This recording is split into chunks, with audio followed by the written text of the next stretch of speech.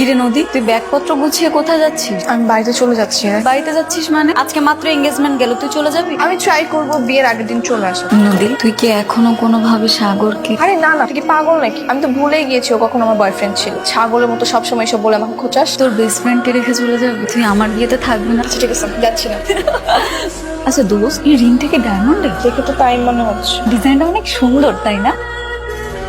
কে দেখতেছে এমন করে? তোমার হাতের ওই রিংটা দিচ্ছি। আমার ইচ্ছা করছে কি জানো, এই মুহূর্তে যদি আমার কাছে একটা সোনার আংটি থাকতো না, আমি এক্ষুনি সেটা তোমার হাতে পরিয়ে দিয়ে সারা জীবনের জন্য আমার ভালোবাসায় বেঁধে দিতাম। আমি তো তোমারই। আমার একটা ইচ্ছা আছে, আমার বিয়েতে আমার হবু হাজবেন্ড আমাকে ডায়মন্ডের রিং গিফট করবে। তুমি যখন ডায়মন্ড খেয়েছো, আমাদের বিয়েতে আমি তোমাকে ডায়মন্ডের রিংই গিফট করবো, ঠিক আছে? নদী, একটা কথা বলি, সারা জীবন আমাকে এভাবেই ভালোবেসো, আমাকে কখনো ছেড়ে যেও না, কারণ তুমি যদি আমাকে ছেড়ে যাও আমি বাঁচবো না। যাবো না। কি রে, কি ভাবছিস? না কিছু না। জানিস সাগরকে বলে বিয়ের আগ মুহূর্ত গুলো নাকি মেয়েদের জন্য খুব ইম্পর্টেন্ট। হ্যাঁ ঠিকই তো বলছো।